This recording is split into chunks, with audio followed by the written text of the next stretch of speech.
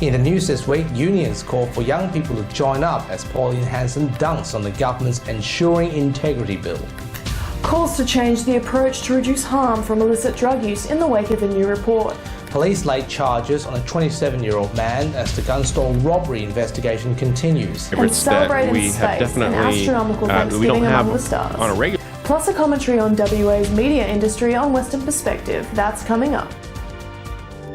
This is the Evening News with Ivan Lowe and Sarah Smith. Good evening. In the wake of the Ensuring Integrity Bill defeat, unions are saying young people can't trust the government to keep their rights safe. The bill died on the floor of the Senate when Pauline crossed the floor, but One Nation says she might vote differently if the bill was put forward again. Helene Fong reports. While unions celebrating the failure of the Ensuring Integrity Bill, One Nation says Pauline might vote differently if the bill was put forward again. The legislation would have allowed courts to shut down unions that broke the law. WA One Nation MLC Colin Tegnell said Ms Hanson was open to changes. If they're prepared to make changes to the bill that she says I agree with, then of course she'll change. Mr Tegnell emphasised the union's right to exist. They were being targeted. Union's WA Assistant Secretary Owen Whittle described the bill as an overreach. There were union-busting legislation, the kind of legislation you'd never see aimed at any other organisations, and it was squarely there to hurt working people. He says young people can't rely on the government to protect their rights. The government's doing very, very little on wage theft. They're doing very, very little on the wage growth crisis. Workers are being exploited, and unions are the only ones fighting against it.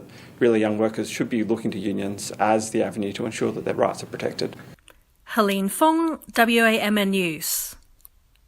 There are claims criminal penalties for illicit drug use isn't the answer, as Western Australia continues its effort to break the state's cycle of drug harm.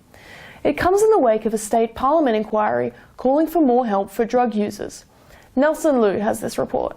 Western Australian drug users are being punished for their addiction, but drug support advocates are warning that's not a solution. They say harm from drug use needs to be lower, but users also need support to tackle addiction. The best approach to take is not actually a criminal-based approach. An inquiry into drug use harm has put the issue to the health sector, claiming users need their help the most. The people who end up becoming drug addicted need to not be treated as criminals, but instead treated as people who have a serious health issue.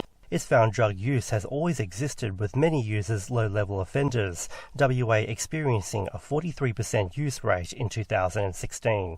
However, penalties for producing and dealing drugs are still required. The McGowan government says it's continuing to fight WA's drug scourge. What we do have is a whole range of measures and improvements to get people into rehabilitation, more education measures. But it isn't supporting pill testing or decriminalisation and will consider the inquiry's recommendations.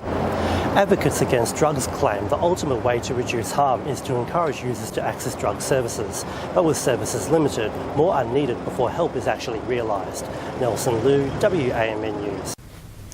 WA tradies are taking on the epic task of building the largest pieces of mining equipment in the world. Equipment parts as large as 15 metres wide and weighing 250 tonnes were delivered by road to the Australian Marine Complex in Henderson. Once completed, the enormous equipment will be taken to Port Hedland by boat before being shipped by road to the South Flank mine site, 130 kilometres northwest of Newman. Pleased to see so much work going on here in Western Australia on this important project. It's another sign of the West Australian economy improving. And it's a sign that our manufacturing, our construction industries are world class and world competitive. Casual cleaners, gardeners and home economics assistants hired by the Department of Education will be repaid millions after revelations that they were underpaid by the department. The Department of Education will pay a total of $4.9 million to 27,000 employees backdated to 1998. After pay was not correctly calculated in a change of working hours from 40 to 38. The state government says repaying employees is the right thing to do. Things go wrong. I regret that this happened. I apologise on behalf of the department and on behalf of the government to those employees who've been affected by this. I want to fix it, and the government wants to go beyond what the law requires us to do, because that's the right thing to do. WA police have laid their first charges over a robbery at a gun store in Yangebup last week.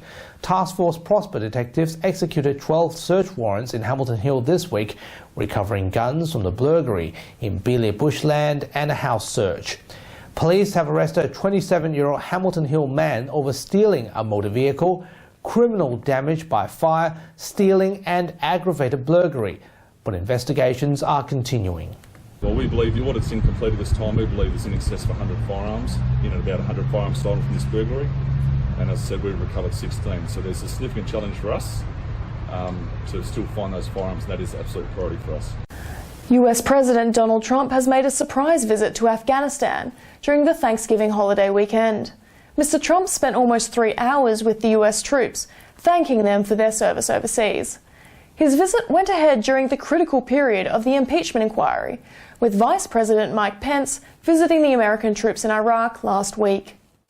A new research poll from YouGov shows the Conservative Party will win the majority if the election is held this week. With less than 12 days to go before the election, British Prime Minister Boris Johnson needs to secure a majority before his Brexit deal goes through.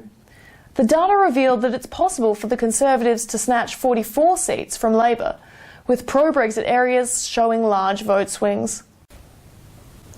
They may be circling hundreds of miles above Earth, but 3 American astronauts still managed to celebrate Thanksgiving in space. US astronaut Koch, Jessica Meir and Andrew Morgan are currently living on board the International Space Station and celebrated this year's Thanksgiving in orbit. The current space station crew came together in the evening for a special feast of holiday food shipped up in advance, including turkey, stuffing and spicy pound cake. The astronauts on board the International Space Station shared a video of themselves showcasing the food they'll eat and discuss what holiday means to them. And that's our weekly news and current affairs. We have the latest news on the website and social media pages. Until next Sunday after 8, thank you for watching. Good evening. Take care.